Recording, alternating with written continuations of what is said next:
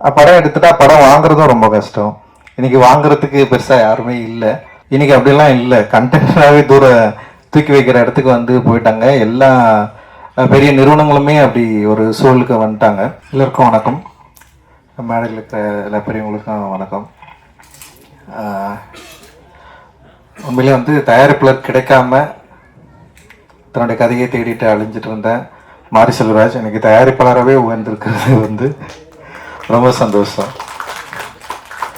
And எந்த கதையெல்லாம் தயாரிக்க முடியாது, தயாரிப்பு இல்லை தயாரிப்பாளர் கிடைக்க மாட்டாங்கன்னு சொல்லிட்டு பயந்திருந்த சூழலில் பரியரும் பெருமாள் அப்படின்ற ஒரு கதையோட அடர்த்தியோட தன்னுடைய படைப்பை இந்த சமூகத்துக்கு கொடுத்து அந்த வீட்டிலிருந்து தொடங்கிய இன்னைக்கு வந்து வாழைன்னு சொல்லிட்டு தன்னுடைய என்ன சொல்ல தனக்கு விருப்பமான ஒரு சினிமாவை எந்த காம்ப்ரமைஸும் இல்லாமல் எடுத்திருப்பான் அப்படின்னு நான் நம்புகிறேன். நான் தனக்கு விருப்பமான ஒரு சினிமாவை எடுப்பதற்கு உந்துதலாக இருந்த விஜய் டிவிக்கு வந்து ஹாட் ஸ்டாருக்கு வந்து என்னுடைய மிகப்பெரிய நன்றி நான் தெரிவிச்சுக்கிறேன். அண்ட் ரொம்ப முக்கியமான விஷயமா நான் பார்க்குறேன், இந்த மாதிரியான படைப்புகளுக்கு தயாரிப்பாளர் கிடைக்கிறது ரொம்ப கஷ்டம். படம் எடுத்துட்டா படம் வாங்குறதும் ரொம்ப கஷ்டம். இன்றைக்கி வாங்குறதுக்கு பெருசாக யாருமே இல்லை.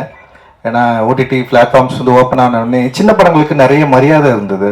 சின்ன படங்களை வந்து ரொம்ப கவனிச்சாங்க, சின்ன படங்களை வாங்க விரும்பினாங்க. கண்டென்ட் ஓரியன்ட் மூவியை வந்து வாங்குறதுல ஒரு போட்டி இருந்தது. இன்றைக்கி அப்படிலாம் இல்லை. கண்டென்ட்டாகவே தூக்கி வைக்கிற இடத்துக்கு வந்து போயிட்டாங்க. எல்லா பெரிய நிறுவனங்களுமே அப்படி ஒரு சூழலுக்கு வந்துட்டாங்க. சின்ன படங்களை விற்கிறது வந்து ஒரு பெரிய சவால் இருக்குது. தயாரிப்பாளர்களுக்கு வந்து ரொம்ப மோசமான ஒரு காலகட்டமாக இது நிகழ்ந்துட்டுருக்கு.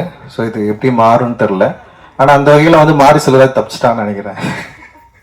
இந்த படத்தை வந்து ஹாட் ஸ்டாரே தயாரிச்சதுனால அந்த டிஜிட்டல் விற்கிறதுல அவனுக்கு எந்த பிரச்சனையும் இல்லாமல் போயிடுச்சு. ஸோ டிவி ரைட்ஸும் வந்து ஈஸியாக விற்றுருவான் அப்படின்னு நான் நினைக்கிறேன். ஸோ தயாரிப்பெல்லாம் இருக்கிறதுல எனக்கு இருக்கிற பிரச்சனையே நான் இங்கே ஷேர் பண்ணிக்கிறேன். அண்ட் வந்து கண்டென்ட் ஓரியன்டா இந்த மாதிரி ஒரு படத்தை எடுக்கிறப்போ வந்து என்னென்னா ரொம்ப முன்முடிவோட இது எங்களோட சேட்டலைட்டுக்கு இது வந்து ஒத்து வராது, எங்கள் சேனலுக்கு வந்து இதெல்லாம் பார்க்க மாட்டாங்க அப்படின்னு சொல்லிட்டு ரொம்ப முன்முடிவாக இன்னைக்கு வந்து பெரிய நிறுவனங்கள் வந்து ரொம்ப ஸ்டப்பனாக தயாரிப்பாளர்களுக்கு சப்போர்ட்டே பண்ணாமல் பெரிய பிரேக் போட்டுட்டு இருக்காங்க. அண்ட் வந்து இது எப்படி சரியாகும்னு எனக்கு தெரியல. நிறைய தயாரிப்பாளர்கள் அற்புதமான சினிமாவை வச்சுக்கிட்டு நல்ல திரைப்படங்களை எடுத்துகிட்டு வந்து ரீச் பண்ண முடியாத ஒரு சிக்கல் வந்து இன்னைக்கு வந்து இருந்துகிட்ருக்கு. ஸோ அந்த சூழல் மாறும் அப்படின்னு நான் நினைக்கிறேன். இந்த சூழல் மாறி இன்னும் ஆரோக்கியமான சினிமாக்களை திரையரங்கு மட்டும் இல்லாமல் டிவி அண்ட் வந்து டிஜிட்டல் பிளாட்ஃபார்ம்ஸ்க்கு வந்து ஈஸியாக இன்னும் ஆரம்பத்தில் அப்படி இருந்தது. இப்போ திடீர்னு வந்து டோட்டலாக அதெல்லாம் மாறிடுச்சு. ஸோ அது திரும்பவும் சரியான நிலைக்கு வரும் அப்படின்னு நான் நினைக்கிறேன். ஸோ அது வந்து ஹாட் ஸ்டார் நிறுவனங்களோட முன்னாடியே சொல்கிறதுல ரொம்ப சந்தோஷம். அண்ட் இது இட் இஸ் நாட் லைக் இது வந்து ஒரு விமர்சனம் கிடையாது, ஒரு டிஸ்கஷன் தான். இன்னைக்கு என்ன நடந்துட்டுருக்கு அப்படின்றத வந்து நம்ம ஓப்பனாக பேச வேண்டியது இருக்குது. அண்ட் வந்து இந்த திரைப்படம் பொறுத்த வரைக்கும் வாழை சந்தோஷ் நாராயணுடைய மியூசிக்கில் ரொம்ப பயங்கரமாக வந்திருக்கு. அண்ட் தி வந்து செம சூப்பராக பாடியிருக்காங்க. அண்ட் சந்தோஷ் ரொம்ப நாள் கழிச்சு நான் மீட் பண்ணுறேன். சூப்பர் மாமே, ரொம்ப சந்தோஷம் உன்னை பார்க்குறதில்ல.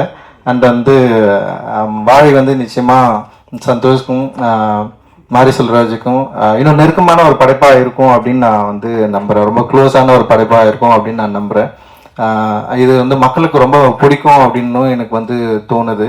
பிகாஸ் ஆஃப் வந்து லைக் சொல்கிறது வாழ்க்கையில் சில பேர் முன்முடிவோடு இருக்கிறாங்க. சில பேரோட வாழ்க்கையில் சில விஷயங்கள் இப்படி தான் இருக்கும் அப்படின்னு சொல்லிட்டு அது அப்படி இல்லை. ஆக்சுவலி எல்லோருடைய வாழ்க்கையிலும் பல சுவாரஸ்யமான சம்பவங்கள் இருக்குது, உணர்வு வச்சக்கூடிய சம்பவங்கள் இருக்குது. அதை வந்து படைப்பாக்குறப்போ கதையாக்குறப்போ அது வந்து ஆடியன்ஸ் வந்து அதை கனெக்ட் பண்ணிக்கிறப்போ ஒரு பேரனுபவம் நிகழ்கிறதுக்கான வாய்ப்பை திரையரங்குகள் தான் நமக்கு எப்போவுமே உருவாக்கி கொடுத்துருக்கு. ஏன்னா லிமிடேஷன்ஸ் வந்து சமூகத்தில் இருக்குது, லிமிடேஷன் வந்து பெரிய நிறுவனங்கள் கிட்ட இருக்குது. ஆனால் திரையரங்குகள் போகிற வரைக்கும் டிஸ்ட்ரிபியூட்டர்ஸ் கிட்டமே அந்த லிமிடேஷன்ஸ் இருக்குது. ஆனால் ஆடியன்ஸ் கிட்ட அந்த லிமிடேஷன் இல்லைன்னு நான் நினைக்கிறேன். ஆடியன்ஸ் வந்து டெஃபினட்டாக அவங்க வந்து எங்களோட படைப்புகளை அக்செப்ட் பண்ணலன்னா இவ்வளோ தூரம் நாங்கள் யாருமே வந்திருக்க முடியாது. அவங்க சரியான படைப்புகளை பயங்கரமாக அங்கீகாரம் கொடுத்துருக்காங்க. அதனால தான் வந்து ஒரு சின்ன படம் எடுத்தாலும் கூட கூழாங்கல் இயக்குனர் வந்து இந்த மேடையில் உட்காந்துருக்காரு. அண்ட் வந்து அவருக்கு வந்து பெரிய அங்கீகாரம் வந்து உலக அளவில் கிடைச்சாலுமே அவருக்கு சரியான மரியாதை தமிழ் சமூகத்தில் வந்து கொடுக்கப்பட்டிருக்கு. இங்கே திரை உலகத்தில் அவருக்கு வந்து கொடுக்கப்பட்டிருக்கு அப்படின்றது வந்து ரொம்ப முக்கியமானதாக நான் வந்து பார்க்குறேன். அண்ட் மாரி செல்வராஜோடைய வளர்ச்சியில் ராம் சார் வந்து ரொம்ப ரொம்ப முக்கியமானவராக அவன் அடிக்கடி அவன் சொல்லியிருக்கான், நானும் பார்த்துருக்கிறேன். அண்ட் அவருடைய அக்கறை, அவனை உருவாக்கிய விதம், அவனை உருவாக்குவதற்கு அவர் கொடுத்த புத்தகங்கள் அப்படின்றது வந்து ரொம்ப முக்கியமானதாக நான் பார்க்குறேன். ஸோ ஒரு புத்தகம், அப்புறம் சரியான ஆசிரியர் இருந்தால் ஒரு நல்ல மாணவன் உருவாவதற்கு மாரி செல்வராஜ் வந்து ஒரு நல்ல உதாரணம். ஸோ அவர் வந்து தொடர்ந்து நிறைய திரைப்படங்களை, இந்த சமூகத்துக்கு பலனளிக்கக்கூடிய திரைப்படங்களை எடுக்கணும் அப்படின்றது வந்து என்னுடைய விருப்பம். அண்ட் நானும் மாரி செல்வம் கூட சேர்ந்து இப்போ பைசன் சொல்லிட்டு ஒரு படம் பண்ணிட்டுருக்கோம். அதுவும் ரொம்ப இன்ட்ரெஸ்டிங்காக வந்துட்டுருக்கு. அண்ட் அதுவுமே வந்து ரொம்ப முக்கியமான திரைப்படமாக மாறதுக்கான எல்லா வாய்ப்புகளும் இருக்குது. அண்டு எல்லாருக்கும் வாழ்த்துக்கள். மேடையில் இருக்கிற எல்லாருக்கும் என்னுடைய நன்றிகள், மகிழ்ச்சி. நன்றி. Jaypee. Thank you so much.